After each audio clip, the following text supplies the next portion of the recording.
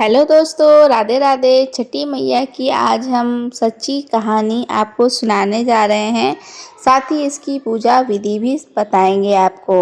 तो छठी मैया कौन थी, इनकी पूजा क्यों की जाती है। कार्तिक शुक्ल पक्ष की षष्ठी को छठ पर्व मनाए जाने का विधान है। ये दिवसीय पर्व मुख्य रूप से बिहार में मनाया जाता है। कार्तिक मास की अमावस्या को दीपावली मनाने के 6 दिन बाद कार्तिक शुक्ल को मनाए जाने के कारण इसे छठ कहा जाता है। यह 4 दिनों का त्यौहार है और इसमें साफ सफाई का खास ध्यान रखना होता है। इस त्यौहार में गलती से भी कोई जगह नहीं होती है। इस व्रत को करने के नियम इतने ज़्यादा कठिन हैं कि इस वजह से इसे महापर्व और महाव्रत के नाम से भी जाना जाता है। कौन है छठी मैया। मान्यता है कि छठ देवी सूर्य देव की बहन है और उन्हीं को प्रसन्न करने के लिए जीवन के महत्वपूर्ण अवयवों में सूर्य व जल की महत्मा को मानते हुए हैं। इन्हें साक्षी मानकर भगवान सूर्य को आराधना तथा उनका ध्यानवाद करते हैं। माँ गंगा, यमुना या किसी भी पवित्र नदी या तालाब के किनारे यह पूजा की जाती है। छठे दिन माँ यानी छठ माता बच्चों की रक्षा करने वाली देवी है। इस व्रत को करने से संतान को लंबी आयु का वरदान मिलता है। मार्कंडेय पुराण में इस बात का उल्लेख किया गया है।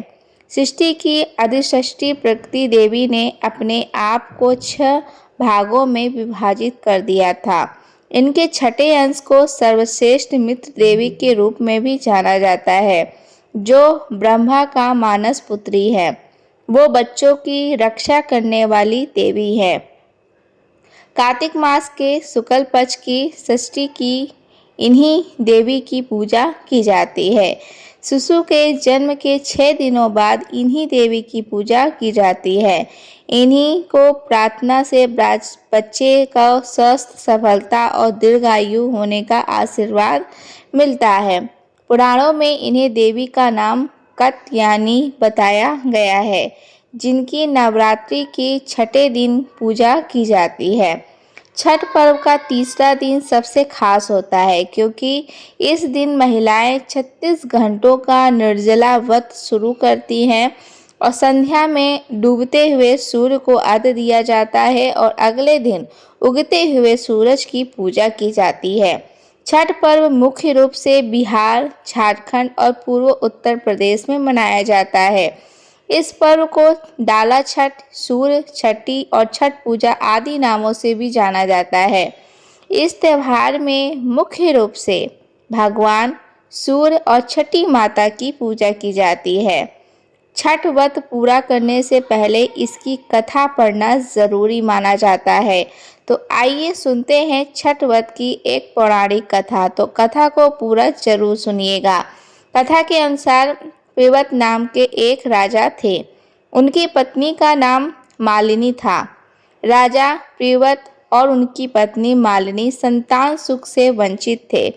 इस बात से राजा रानी काफ़ी दुखी रहते थे। एक दिन उन्होंने संतान प्राप्ति के लिए महर्षि कश्यप से पुत्रोष्ट यज्ञ करवाया। महर्षि ने यज्ञ संपन्न करने के बाद मालिनी को खीर दी और खीर का सेवन करने के बाद मालिनी गर्भवती हो गई और 9 महीने के बाद उसे एक पुत्र की प्राप्ति हुई। लेकिन दुर्भाग्य से उसका पुत्र मृत पैदा हुआ।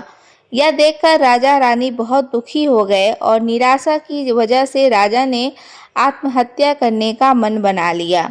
परंतु जैसे ही राजा आत्महत्या करने लगा तो उसके सामने भगवान की मनसा पुत्री देवसेना प्रकट हुई और उन्होंने कहा, मैं छठी देवी हूँ और मैं लोगों को पुत्र सुख का प्रदान करती हूँ।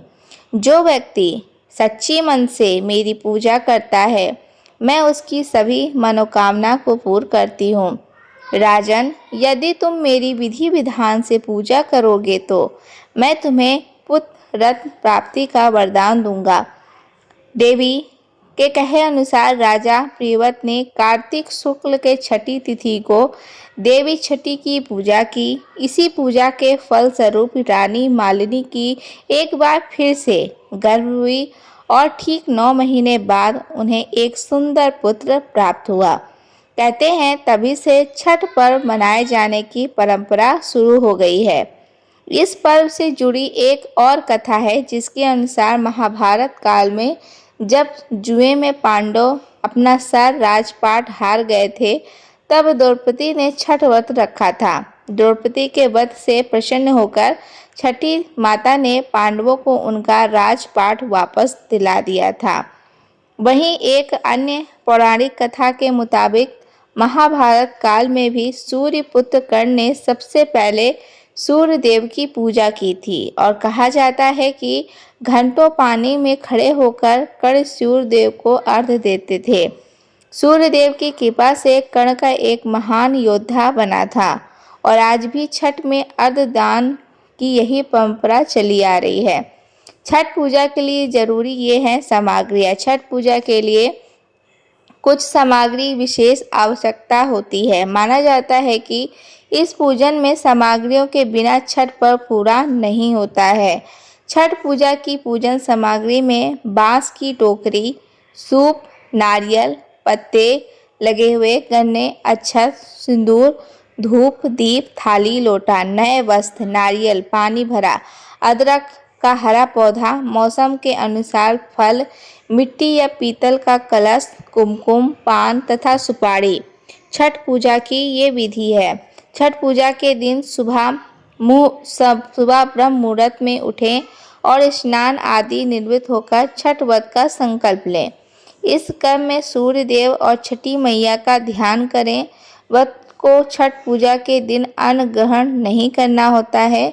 संभव हो तो निर्जला व्रत रखकर उसकी विधिवत पालन करें। छठ के पहले दिन संध्याकालीन अर्घ्य होता है जिसमें डूबते हुए सूर्य को अर्घ्य दिया जाता है।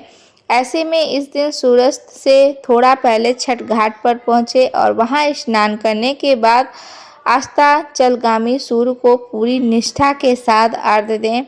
इस दिन भगवान सूर्य को अर्घ्य देने के लिए बांस या पीतल की टोकरी या सूप का उपयोग किया जाता है। ऐसे में बांस का पीतल की टोकरी का इस्तेमाल करते हुए सूर्य देव को अर्घ्य दें। छठ पूजा में जिन टोकरियों या सूपों का इस्तेमाल किया जाता है उसमें फल, फूल, गन्ने, पकवान इत्यादि समेत पूरी पूजन सामग्री को अच्छे प्रकार में रखें और इसके साथ ही सूप या टोकरी पर सिंदूर लगाएं। सूर्य देव को अर्घ्य देते समय टोकरी में सभी पूजन की सामग्री होना चाहिए, बेहद ज़रूरी होता है। ऐसे में इस बात का विशेष ध्यान रखें। इसके साथ ही पूरे दिन और रात भर निर्जला व्रत रखकर अगले दिन सुबह उगते हुए सूर्य को जल अर्पित करें और सूर्य देव को अर्घ्य दें। मन ही मन उनसे अपनी मनोकामना कहें। छठ पूजा के दौरान कब क्या करना चाहिए? इस साल 2025 में 25 अक्टूबर को नहाय खाए होगा। इस दिन व्यक्ति को स्नान एवं ध्यान करने के बाद कद्दू भात का सेवन करती हैं। छठ व्रती को नहाय खाए के दिन शुद्ध और सात्विक भोजन ग्रहण करना होता है। इसके साथ ही इस दिन छठ व्रती भोजन कर लेती हैं, तभी घर के अन्य सदस्य भोजन करते हैं। इस साल छठ पूजा का नहाय खाए 25 अक्टूबर को है और 26 अक्टूबर को खरना है। छठ पूजा के दूसरे दिन खरना करते हैं। इस दिन व्यक्ति महिलाएं स्नान के बाद चावल और गुड़ की खीर बनाकर खरना माता को अर्पित करती हैं। इस प्रसाद को मिट्टी के नए चूल्हे पर आम लकड़ी से आग जलाकर बनाया जाता है। शाम को पूजा के बाद घर के सभी सदस्य पहले खरना प्रसाद ग्रहण करते हैं, फिर भोजन करते हैं। खरना प्रसाद को बेहद शुभ माना जाता है। इस प्रसाद को खाने के बाद व्रत शुरू हो जाता है और इस दिन नमक नहीं खाया जाता है। इस साल छठ का महापर्व 26 अक्टूबर को मनाया जाएगा। साथ ही 27 अक्टूबर को 2025 में डूबते हुए सूर्य को अर्घ्य दें। छठ पूजा का तीसरा दिन बहुत खास होता है। इस दिन शाम को अस्तगामी सूर्य यानी डूबते सूरज को अर्घ्य दिया जाता है। टोकरी में फलों का ठेकुआ, चावल के लड्डू आदि से अर्घ्य के सूप को सजाया जाता है। नदी या तालाब में कमर तक पानी में रहकर अर्घ्य दिया जाता है। तो इस साल 27 अक्टूबर को किया जाएगा और 28 अक्टूबर को उगते हुए सूर्य को अर्घ्य। चौथे दिन उगते सूर्य को अर्घ्य देते, इसके बाद 36 घंटे का व्रत समाप्त होता है। छठ पूजा में मन और तन से शुद्धता प्रभु बहुत जरूरी है। अर्घ्य देने के बाद व्यक्ति प्रसाद का सेवन करके व्रत का पालन करता है। जय हो छठी मैया। दोस्तों, अगर आपको ये जानकारी और ये कहानी अच्छी लगी होगी तो हमारे चैनल को सब्सक्राइब कर लीजिएगा, वीडियो को लाइक कर दीजिएगा, कमेंट सेक्शन में जय छठी मैया ज़रूर लिखिएगा।